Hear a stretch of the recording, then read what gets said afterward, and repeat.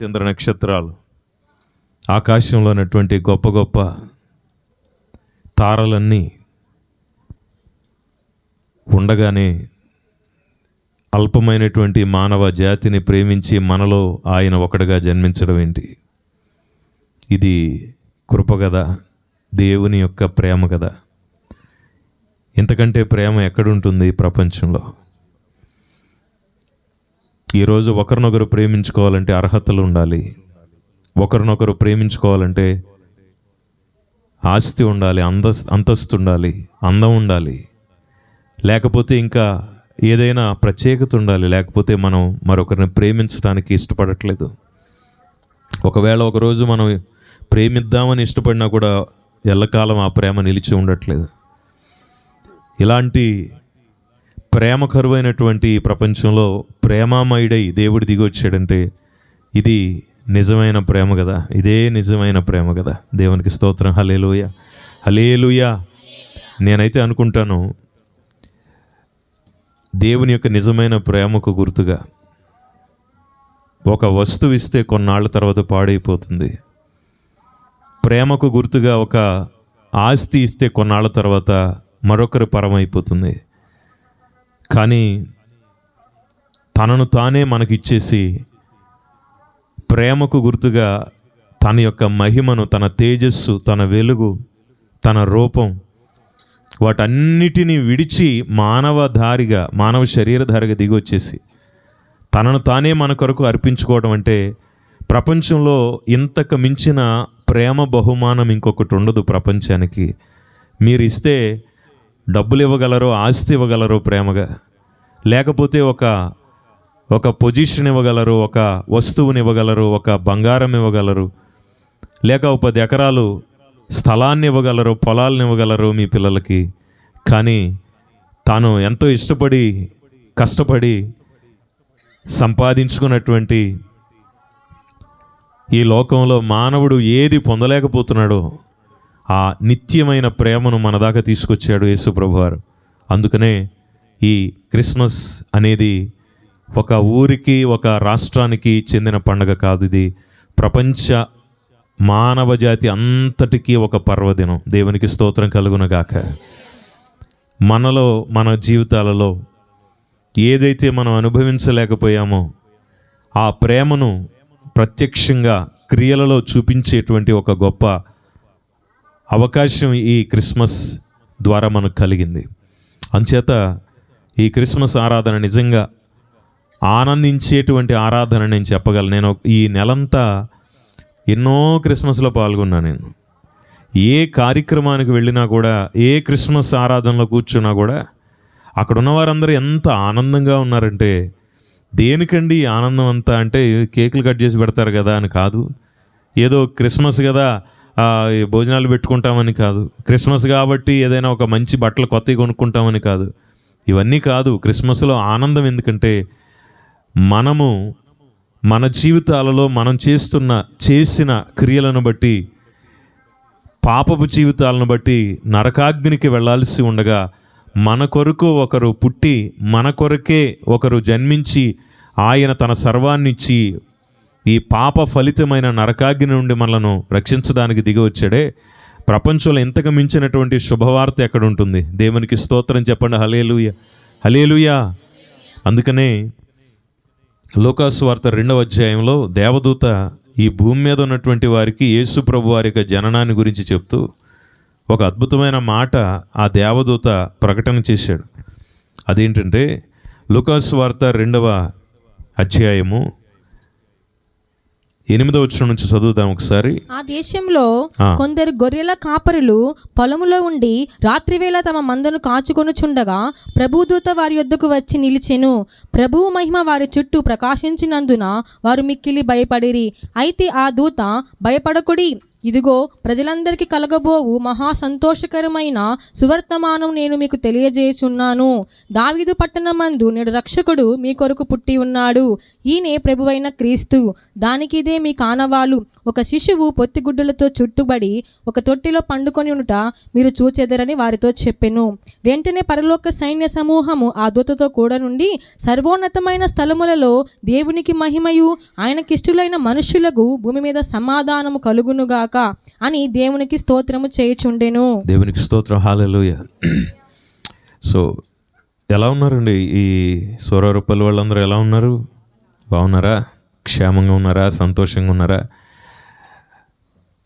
చలిగా ఉన్నారు కదా అందరూ, అందుకని ముడుచుకొని కూర్చున్నారు చక్కగా. సో ఎక్కువసేపు ఈ వాతావరణంలో మనం ఉండటం కూడా మంచిది కాదు. అయినా కూడా ఈరోజు ప్రభు యొక్క జన్మదినాన్ని జ్ఞాపకం చేసుకుంటున్నాం. యేసు ప్రభు ఎప్పుడు పుట్టాడో డేట్లు, టైంలు అవన్నిటితో మనకు పని లేదు. యేసు పుట్టాడు.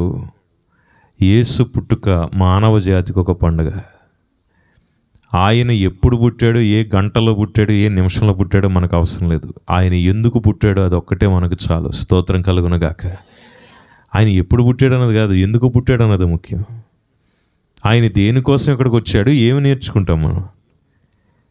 ఈ ప్రపంచంలో చాలామందికి ఆస్తి ఉంటుంది, చాలామందికి పొలాలు స్థలాలు ఉంటాయి. అవన్నీ కొంతకాలం మాత్రమే మనతో ఉంటాయి, కొంతకాలం తర్వాత మనం వాటితో ఉండం. కానీ శాశ్వతంగా మానవజాతి అంతటితోనూ ఉండటం కొరకు ఆయన ఈ భూమి మీదకి దిగి వచ్చి 33.5 సంవత్సరాలు యేసు ప్రభు వారు ఈ లోకంలో జీవించి వెళ్ళిపోతూ అన్నాడు, నేను వెళ్ళిపోతున్నాను, ఇంక నేను రాను అని అనకుండా ఆయన అన్నాడు, ఇదిగో యుగ సమాప్తి వరకు మీతో కూడా ఉన్నాను అన్నాడు. స్తోత్రం కలుగునగాక. ఎంత గొప్ప మాట తెలుసు అది. ఈరోజు ఈ క్రిస్మస్ ఆనందాన్ని మనం పొందటానికి కారణం యేసు ప్రభు పుట్టాడు, చనిపోయాడు, వెళ్ళిపోయాడని కాదు, ఆయన మనతో కూడా ఉన్నాడు కాబట్టి ఇంకా మనకు ఆనందం. స్తోత్రం కలుగునగాక. అందుకని ఈ మాట ఒకసారి మీరు చదివారు కదా, లోకాసు వార్త 2వ అధ్యాయం 10వ వచనంలో నాతో పాటు చెప్పండి. ప్రజలందరికీ కలగబోవు మహా సంతోషకరమైన సువర్తమానము నేను మీకు తెలియజేయుచున్నాను. అంటే క్రిస్మస్ గురించి చెప్పేటప్పుడు యేసు పుట్టాడు అన్న విషయం చెప్తూ దేవదూత మాట్లాడిన మాట ఇది. ప్రజలందరికీ కలగబోవు అన్నాడు. అంటే ఈ క్రిస్మస్ ఎవరి కోసం వచ్చినట్టు? ఒక ఊరి ప్రజలు, ఒక దేశం ప్రజలు, ఒక రాష్ట్రం ప్రజలు కాదు, భూమి మీద ఉన్న ప్రజలందరి కొరకు ఆయన పుట్టాడని ఈ ఒక్క వాక్యంలోనే అర్థమైపోతుంది. స్తోత్రం కలుగునగాక. కొంతమంది అంటారు ఇది మా దేశం పండగ కాదండి అనేవారు కూడా లేకపోలేదు. కానీ బైబిల్ ఏం చెప్తుందంటే ఇది ప్రజలందరి యొక్క పండుగ. దీంట్లో కులాలు మతాలకు తావు లేదు. ఎందుకంటే మానవ జాతి అంతటిని సృష్టించిన సృష్టికర్త మానవులందరినీ సమానంగా పుట్టించాడు. మనకందరికీ ఒక్కడే సూర్యుడు ఉంటాడు. ఏమైనా ఉంటాడా? సూరారప్పలకి ఇంకా సపరేట్ సూర్యుడు ఏమైనా ఉన్నాడా? లేడు. చిలకలూరిపేటలో ఉన్న సూర్యుడే సూరారప్పల్లో కూడా ఉంటాడు. మీకేం స్పెషల్ సూర్యుడు ఉండడు. చంద్రుడు ఈ పేటలోనూ అదే చంద్రుడు, అక్కడ తోటకి వెళ్తే తోటలోనూ అదే చంద్రుడు. ఎటైనా పోండి, ఎక్కడికైనా ఒకడే చంద్రుడు ఉంటాడు. పోనీ గాలి, నీరు, ఆకాశం ఇవన్నీ మరి సపరేట్గా ఉండవు, అందరికీ ఒకటే. ఆఖరికి మనం అందరం మంచి చేస్తే, పరిశుద్ధంగా బ్రతికితే వెళ్ళబోతున్న పరలోకం కూడా ఒక్కటే ఉంది. ప్రత్యేక పరలోకాలు లేవు. మీ సంఘానికి ఒక పరలోకం, మా సంఘానికి ఒక పరలోకం. మీరు తెల్లబట్టలు వేసుకుంటున్నాం కాబట్టి మా అందరికీ సపరేట్ పరలోకం, మీరు మా తెల్లబట్టలు వేసుకోరు కాబట్టి మీకు ఇంకో పరలోకం, అలాంటివి ఉండవు. పరలోకం కూడా ఒక్కటే. సరే, ఇవన్నీ మాకు వద్దండి, ఈ మాటలు మాకెందుకు, మేము వినం, మాకు అవసరం లేదు, మా బతుకేదో మేము బతుకుతాం, తిన్నదంతా తింటాము, కొట్టేవాళ్ళని కొడతాం, తిట్టేవాళ్ళని తిడతాం, ఏదో రోజు టైం వస్తే వెళ్ళిపోతాం అన్న వాళ్ళు అందరూ పోవడానికి కూడా నరకం ఒక్కటే తయారు చేశాడు. మరి స్పెషల్ నరకాలు లేవు. అర్థమైందండి మీకు? కాబట్టి ఒకటే పరలోకం, ఒకటే నరకం, ఒకటే భూమి ఇచ్చాడంటే దేవుడు సమానత్వం కలిగిన వాడు అని అర్థం. స్తోత్రం చెప్పండి ఒకసారి. కులానికి ఒకలాగా, మతానికి ఒకలాగా ఆయన ఆశీర్వాదాలు ఇవ్వడు. అందుకనే ప్రజలందరికీ కలగబోవు సువర్తమానం, శుభవార్త అన్నారు. ఇది ప్రజలందరికీ కలగబోవు మహా సంతోషకరమైనటువంటి కార్యం గురించి సువర్తమానము. అంటే మంచి, అంటే మంచి అని అర్థం. సువర్తమానం అంటే మంచి సందేశం వచ్చింది ఇక్కడికి ప్రపంచానికి.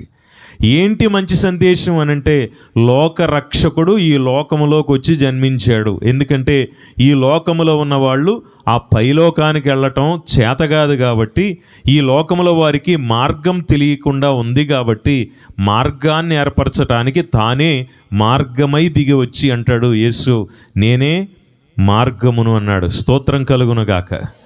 అందుకని క్రిస్మస్లో ఎప్పుడైనా క్రిస్మస్ అనగానే గుర్తుపెట్టుకోవాలి, సంవత్సరానికి ఒకసారి పండగ.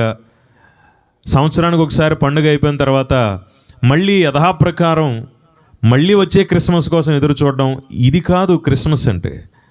క్రిస్మస్ అనగానే ఇల్లు వాకిళ్ళన్నీ శుభ్రం చేసుకోవడం, రంగులు వేసుకోవడం, లైటింగ్ పెట్టుకోవడం, షూటింగ్ చేయడం, మన యొక్క బట్టలు పాతవి వస్తే ఆ పాతవన్నీ సరిపోక మళ్ళీ కొత్త బట్టలు కొనుక్కోవడం. పండగకే కొత్త బట్టలు కొంటారు కొంతమంది.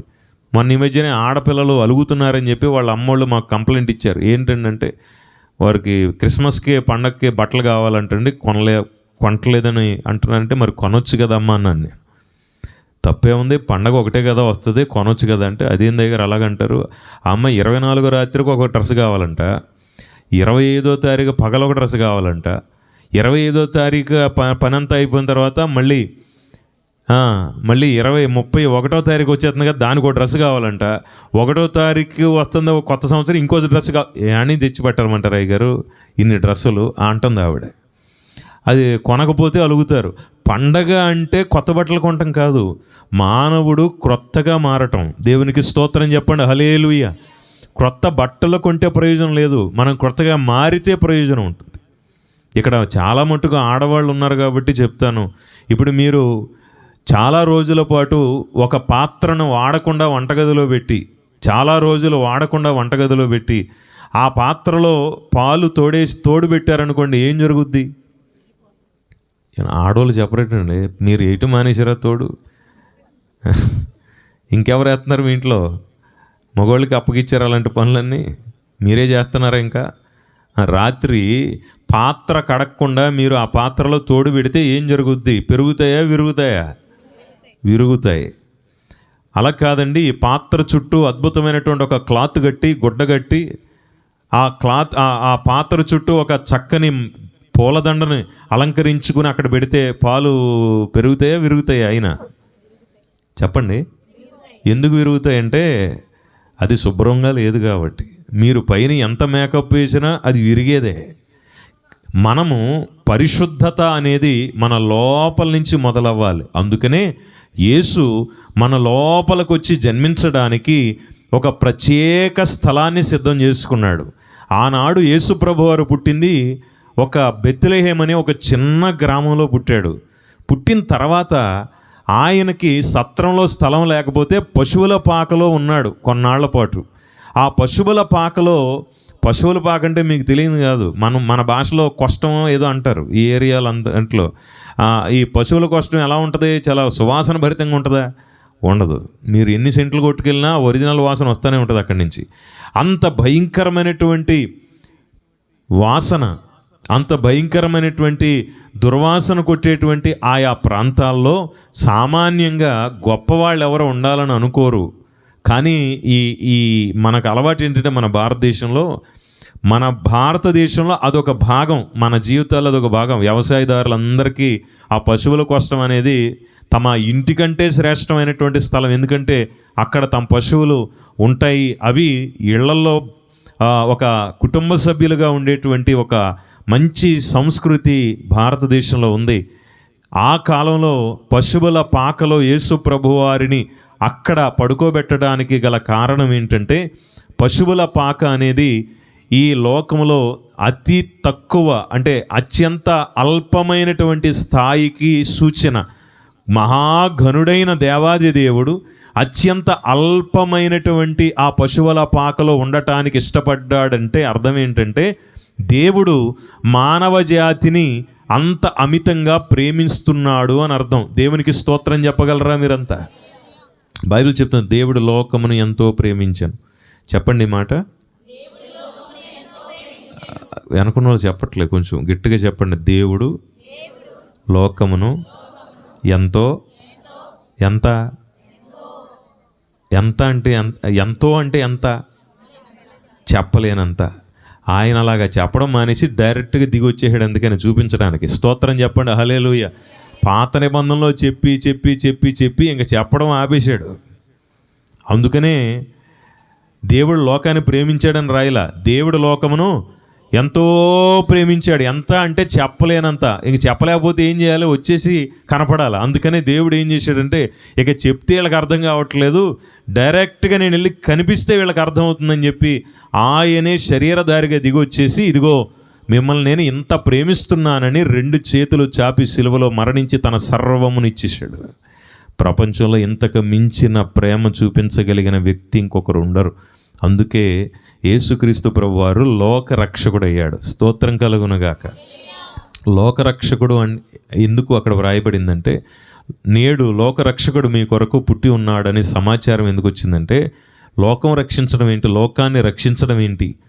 లోకాన్ని రక్షించడం ఏంటి అంటే, ఈ లోకము మహాభయంకరమైనటువంటి అపవిత్రతతోనూ అయోగ్యమైన కార్యాలతోనూ నిండిపోయి మానవ జాతి అంతా ఇష్టానుసారమైన జీవితాలు జీవిస్తుంటే దాని నుంచి ఎలాగ బయటపడాలో తెలియక, పూర్వకాలం మా పెద్దలు చెప్పేవారు, అసతోమా సద్గమయ అని ప్రార్థన చేసేవాడట పూర్వకాలం నుంచి ప్రజలందరూ.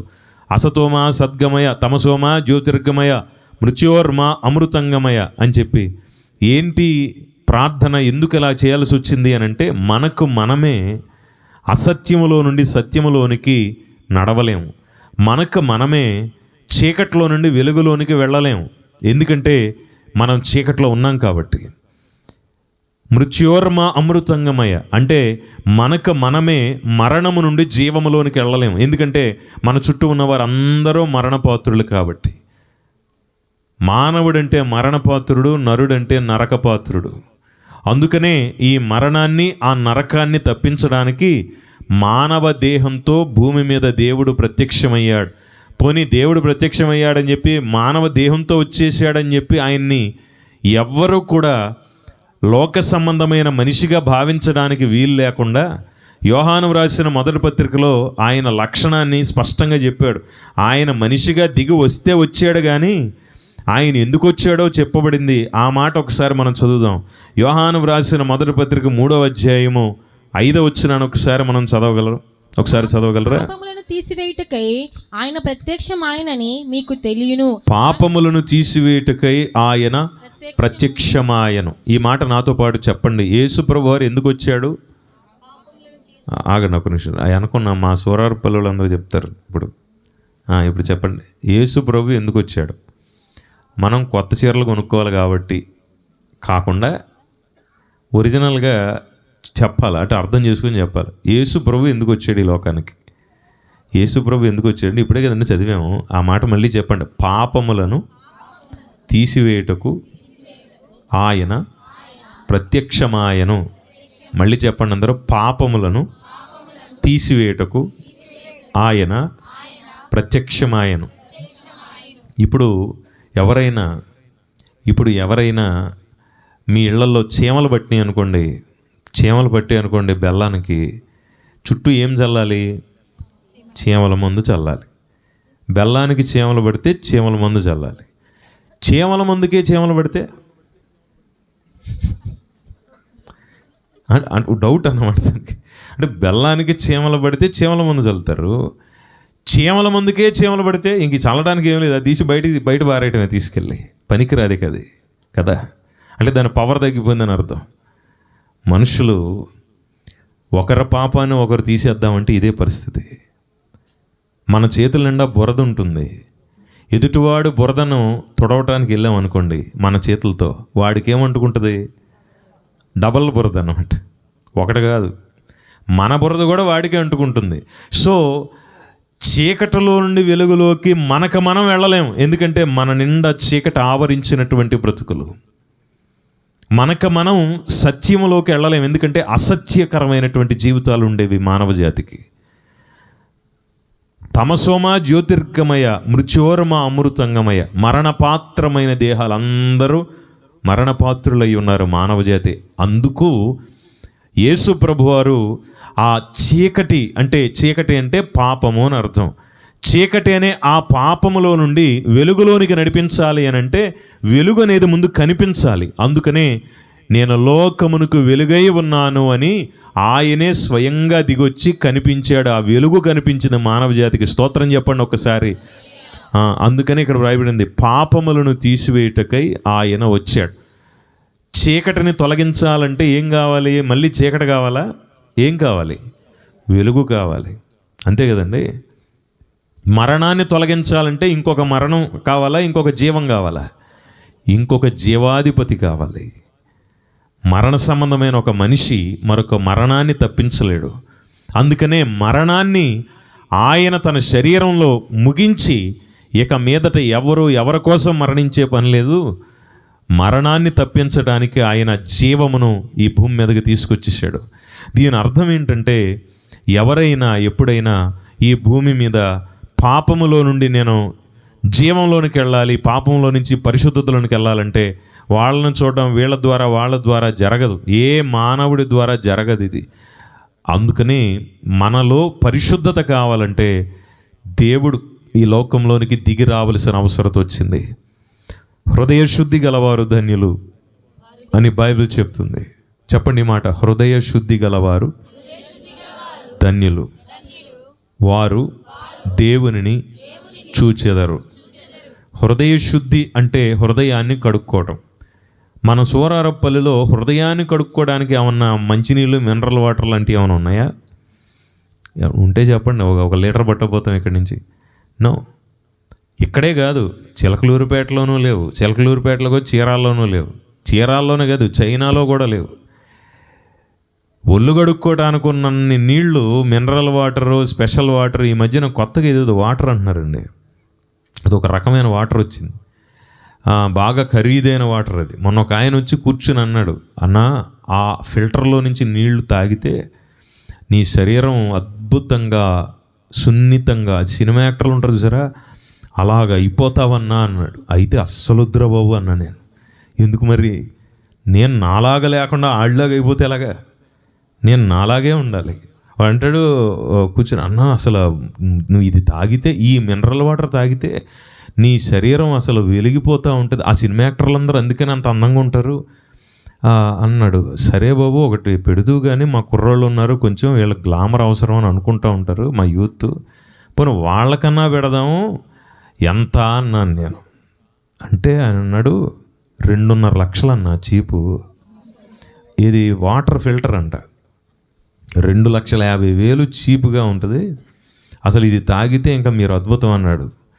నేను అన్నాను, పైన నువ్వు ఎంత కడుక్కున్నా, ఎంత మినరల్స్ తీసుకున్నా కూడా హృదయం గనక శుద్ధీకరించబడకపోతే మానవుడు ఎప్పటికీ నరకానికే వెళతాడు, నరకపాత్రుడే అవుతాడు. అందుకని మానవుడు ఎన్ని కడుక్కున్నా, ఏ రకమైన సబ్బులు షాంపూలతో కడుక్కున్నా అపవిత్రత తొలగదు, కేవలం మట్టి మాత్రమే తొలగుతుంది శరీరం మీద నుంచి. అందుకనే ఆ హృదయాన్ని కడగటానికి యేసు రక్తం అవసరమైంది. దేవునికి స్తోత్రం కలుగునగాక. యోహాను రాసిన మొదటి పత్రికలో 1వ అధ్యాయంలో వ్రాయబడింది, ఆయన కుమారుడైన యేసు రక్తము ప్రతి పాపము నుండి మనలను పవిత్రులనుగా చేయను. మనకు ఒక గ్రంథంలో వ్రాయబడి ఉంటుంది, కుత్సితాన్ మారయతీతి కుమారః అని. కుత్సితాన్ మారయతీతి కుమారః అంటే అమరకోశం అనే గ్రంథంలో ఈ మాట ఉంటుంది. ఏంటి ఈ మాటకు అర్థం ఏంటంటే, కుత్సితము అంటే చెడుతనము అని అర్థం. చెడుతనమును తొలగించేవాడిని కుమారుడు అంటారు. పున్నాం నోహి నరకాత్రాయతి ఇతి పుత్రః అని ఉంది. పుత్రుడు అంటే పున్నామ నరకం నుండి విడుదల చేసేవాడు. వాళ్ళు మీ పుత్రుల గురించి కాదు, మీ పుత్రులు ఆల్రెడీ ఉన్నప్పుడే నరకంలో చూపించేస్తుంటారు పగలు. బతికుండగానే నరకం అంటే తల్లిదండ్రులకి ఈ మధ్యన బాగా కుర్రోళ్ళు చూపిస్తున్నారు. పున్నామ నరకం నుంచి తప్పించేవాడు పుత్రుడు అని చెప్పి మా అమ్మగారు కూడా ఊరక అబ్బాయిని కనాలని చెప్పి 4 ఆడపిల్లని కనింది లైన్గా. కాబట్టి పున్నామ నరకం నుంచి తప్పించేవాడు పుత్రుడు అంటే మానవ పుత్రుడు కాదు, దైవపుత్రుడు. దేవునికి స్తోత్రం కలుగునుగాక. అందుకే అక్కడ వ్రాయబడింది, ఆయన కుమారుడైన యేసు రక్తము ప్రతి పాపము నుండి మనలను పవిత్రులు చేయాలి. ఆయన రక్తము చిందించాలంటే శరీరధారిగా దిగి రావాలి. ఆయన శరీరధారిగా దిగి రావాలనంటే ఈ భూమి మీద ఆయన యొక్క రూపము ఏర్పరచబడాలి. అందుకని ఒక పరిశుద్ధమైన పవిత్రమైన కన్య అయిన మరియ గర్భాన పరిశుద్ధాత్మ శక్తి ద్వారా ఒక రూపమును ఆయన ఏర్పరిచి ఆ రూపమును లోకములోనికి తీసుకురావడం ద్వారా మానవ పాప పరిహారార్థం అన్ని రకాలైన పాపములను తొలగించడానికి ఆయన ఈ భూమి మీద అవతరించాడు. అందుకనే పాపములను తీసివేయుటకై ఆయన ప్రత్యక్షమయ్యాడని బైబిల్ గ్రంథం చెప్తుంది. దేవునికి స్తోత్రం కలుగునుగాక. కాబట్టి పాపములను తీసివేయటానికి ప్రత్యక్షమైన ఆయన ద్వారా మన పాపములను ఒప్పుకొని విడిచిపెట్టి పవిత్రపరచబడాలి. ఇక రెండవది క్రిస్మస్ సందేశం చివరి మాట ఏంటంటే, బైబిల్ గ్రంథం యొక్క మూల సూత్రం యేసు ప్రభు యొక్క సందేశం.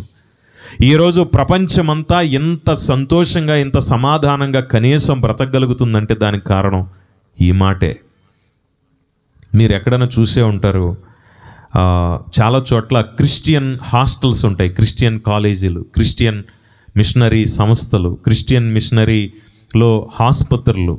ఇవన్నీ ఎందుకంటే దేవుని ప్రేమను మాటల చేత కాదు క్రియల చేత చూపించటానికి యేసు ప్రభువే ఈ లోకానికి దిగి వచ్చాడు.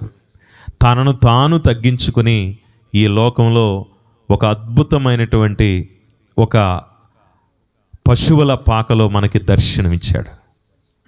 ప్రియమైన సహోదరులరా, ఇవాళ రాత్రి ఈ సందేశాన్ని మీరు తీసుకెళ్ళండి, మీ ఇళ్ళకి తీసుకెళ్ళండి. అదేంటంటే లోకాసు వార్తలు ఇందాక మనం చదివాం, ఆయనకి ఇష్టులైన మనుషులకు భూమి మీద సమాధానము కలుగుతుంది. చెప్పండి ఈ మాట, ఆయనకు ఇష్టులైన మనుష్యులకు భూమి మీద సమాధానము. అందరూ చెప్పండి ఒకసారి, ఆయనకు అంటే ఎవరికి? మళ్ళీ చెప్పండి, ఆయనకు ఇష్టులైన మనుషులకు భూమి మీద సమాధానము. అంటే ఆయనకి ఇష్టమైతేనే కదా సమాధానం వస్తుంది. ఇప్పుడు మీరు అప్పుడప్పుడు ఫోన్ చేస్తారు, సూరారపల్లి నుంచి కూడా నాకు ఫోన్లు వస్తూ ఉంటాయి అప్పుడప్పుడు, అయ్యగారు ఎక్కడున్నారు ఏంది అని, బాగున్నారా అని. నేను బాగున్నానని అంటాను, ఒకసారి ఫోన్ తీయను. అప్పుడు సూరారపల్లిలో చాలామంది అలుగుతుంటారు నా మీద అప్పుడప్పుడు, ఎందుకంటే ఈయన ఫోన్ ఈ నెంబర్ ఇస్తాడు కానీ తీయడు.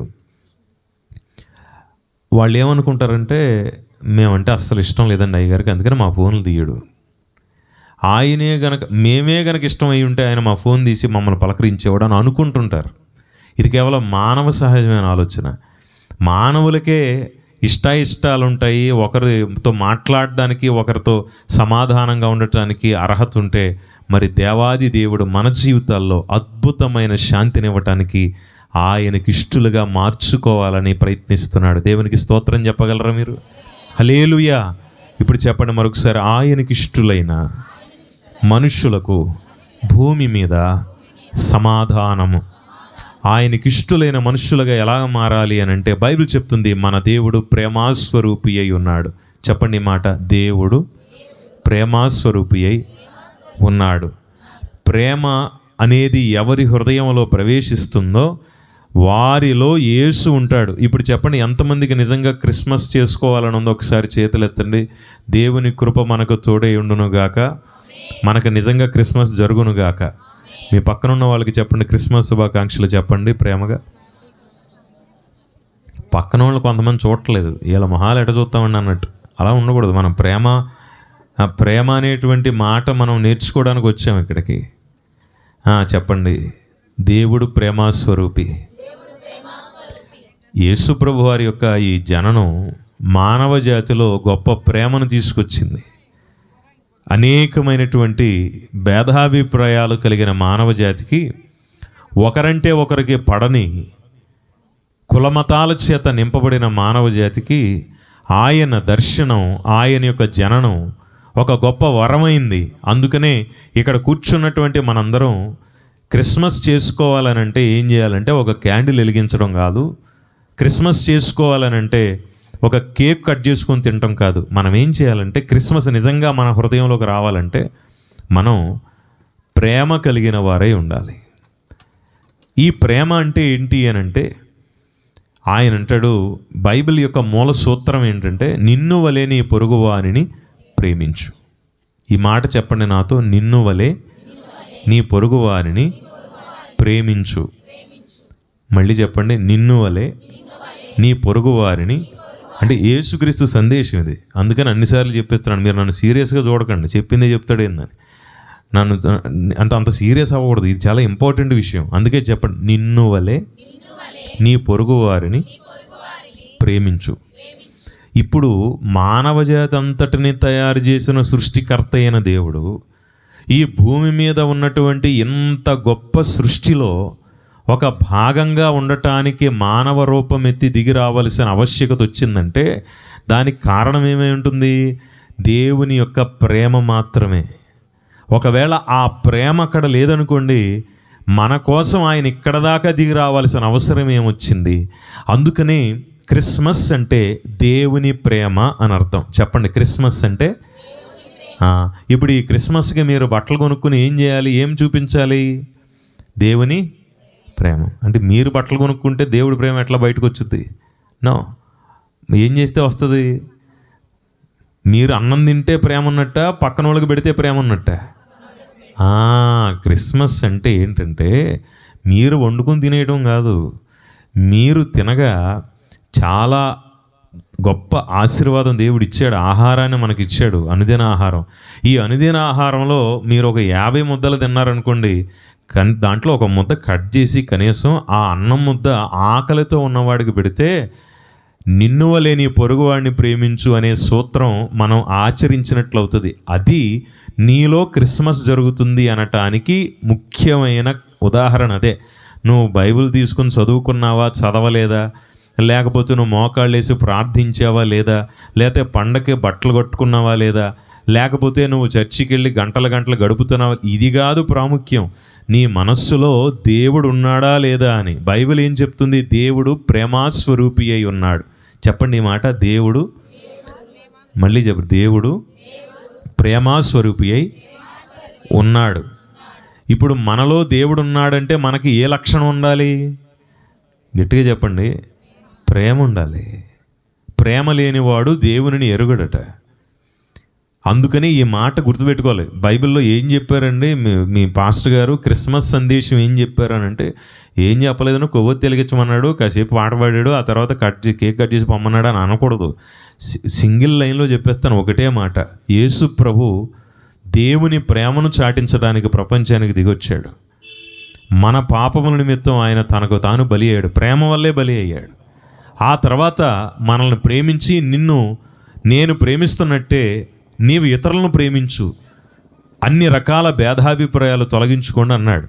అందుకని క్రిస్మస్ సందేశం ఏంటంటే నిన్ను వలె నీ పొరుగు వారిని ప్రేమించు.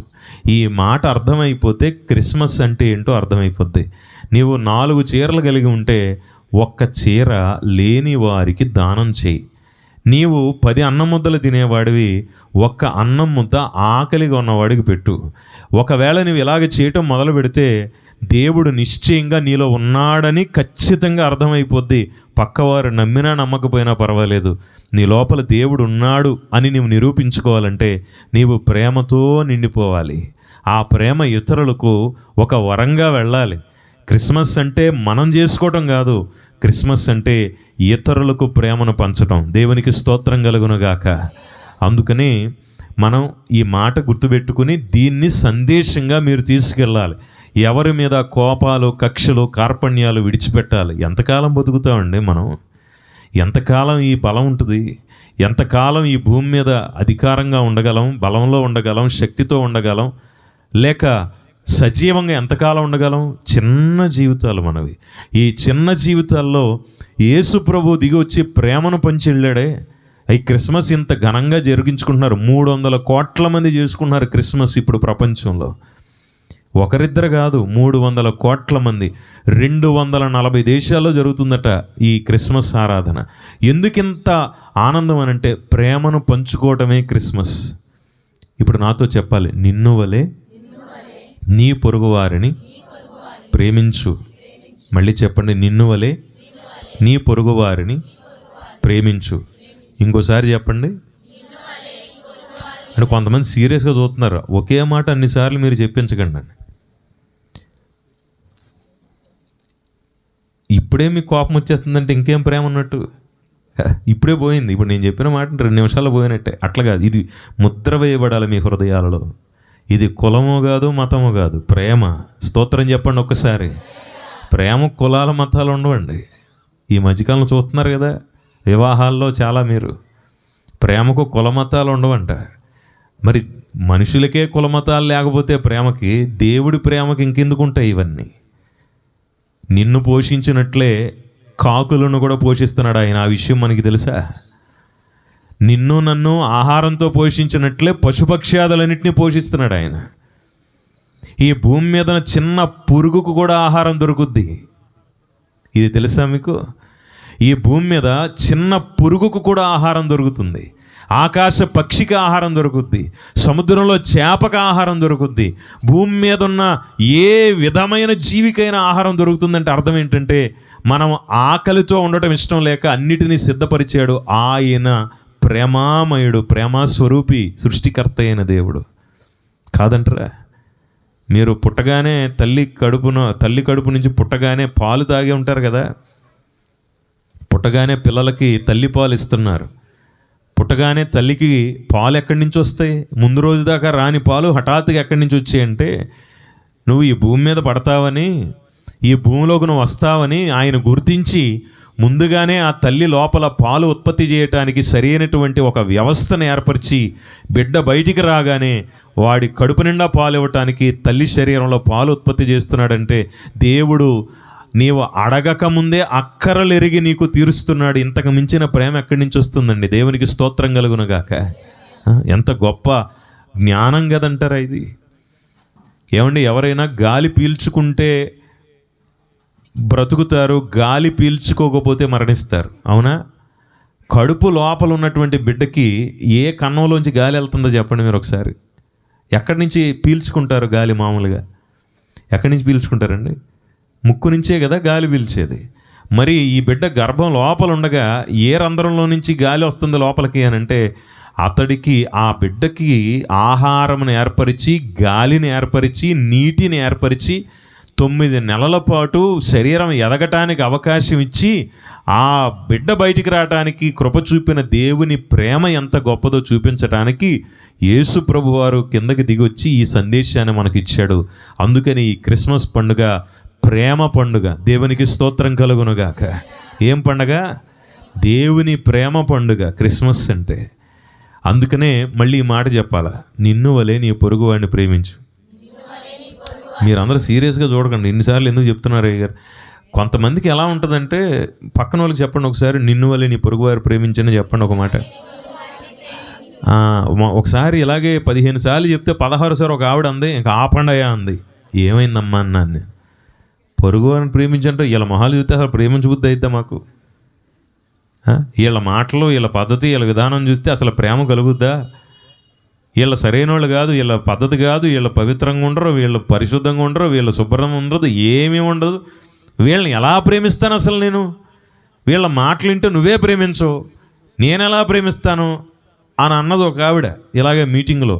ఇదే మాట 15 సార్లు చెప్పానని, నిన్ను వలె నీ పొరుగువారిని ప్రేమించు, పొరుగువారిని ప్రేమించట్టే వీళ్ళ మొహాలు చూస్తే ప్రేమ రాదయ్య గారు, కోపం తప్ప అన్నది ఆవిడ. అక్కడ మన గ్రంథాలు ఒక మాట ఉంటుందండి, ఏంటంటే, అహంకారం బలం దర్పం కామం క్రోధం చ సంశ్రితాః మామాత్మా పరదేహేషు ప్రద్విషంతోభ్యసూయక అని చెప్పి ఒక మాట అంటారు. ఆ మాటకు అర్థం ఏంటంటే, మామాత్మా పరదేహేషు అంటే నీలో ఉన్న దేవుడే ఇతరుల దేహంలో కూడా ఉంటాడు. ఇప్పుడు నాతో పాటు చెప్పండి, ఈ మాట చెప్పండి, నిన్ను వలె నీ పొరుగు వారిని ప్రేమించు. మీరు ఎప్పుడు అడగలేదు ఎందుకు ప్రేమించాలండి అని? అడగండి ఒకసారి, ఎందుకు ప్రేమించాలండి అని అడిగితే, ఆ ఎందుకు ప్రేమించాలని అడిగిన దానికి సమాధానం చెప్పాడు. మామాత్మా పరదేహేషు ప్రద్విషంతోభ్యసూయక అంటే, ఒరే నీవు ఎదుటివాడిని ప్రేమిస్తున్నావంటే వాళ్ళ గొప్పతనం వల్ల కాదు, నేనే వారిలో ఉంటాను గనక వారిని ప్రేమిస్తే నన్ను ప్రేమించినట్టే. కానీ కొంతమందికి ప్రేమ కలగట్లేదు. ఎందుకంటే అహంకారం, బలం, దర్పం, కామం, క్రోధం చ సంశ్రితాః. వాళ్ళ కళ్ళకి అహంకారం అడ్డు పొరలాగా అలుముకుంది. బలం వల్ల వచ్చిన అహంకారం, దర్పం, కామక్రోధాలు అంటే అనేకమైన లోక సంబంధమైన లక్షణాలు మన కళ్ళకి పొరల్లాగా కప్పి ఎదుటివాడిని ప్రేమించకుండా చేస్తున్నాయి. కాబట్టి మీరు ఖచ్చితంగా ప్రేమించండి. ఎందుకంటే మామాత్మా పరదేహేషు ప్రద్విషంతోభ్యసూయకాః. ఎదుటివాడి శరీరంలో ఉన్నది నేనేనని తెలియక చాలామంది కోపాలు, తాపాలు, కొట్లాటలు చేస్తున్నారు. కాదు, దేవుడు ప్రేమామయుడు, ప్రేమాస్వరూపి. ఆ ప్రేమతోనే దేవుడు భూమి దాకా దిగొచ్చాడు. అందుకనే మానవ జాతి అంతా ప్రేమను అలవరుచుకోవాలి. ఈ ప్రేమను కలిగి జీవిస్తే మనిషి లోపల నిజమైన సంతోషం, సమాధానం కలుగుతుంది. ఇందాక మనం చదివినట్టు ఇదిగో లోకమంతటికీ కలగబోవు మహా సంతోషకరమైన సువర్తమానము ఈ క్రిస్మస్. ఏంటి ఈ సంతోషం అని అంటే, ఒకరినొకరు ప్రేమించి ఏ విధమైన భేదాలు లేకుండా దేవుడే మానవ జాతిని ప్రేమిస్తే మనం ఎంతటోళ్ళం, చిన్నోళ్ళం కదా. ఒకరినొకరు ప్రేమించడానికి తప్పే ఉంది. అందుకనే మనము ఒకరినొకరు ప్రేమించి కులమతాలను పక్కన పెట్టి ఆకలితో ఉన్నవాడికి అన్నం పెట్టి, వస్త్రహీనుడు కనపడితే ఒక వస్త్రం దానం చేసి, నీ ఎదుటివాడిలో కూడా దేవుడు ఉన్నాడని భావించగలిగిన నాడు యేసు ప్రభువారు తీసుకొచ్చిన ఈ శాంతి సందేశం ప్రపంచమంతటికి వ్యాప్తిస్తుంది.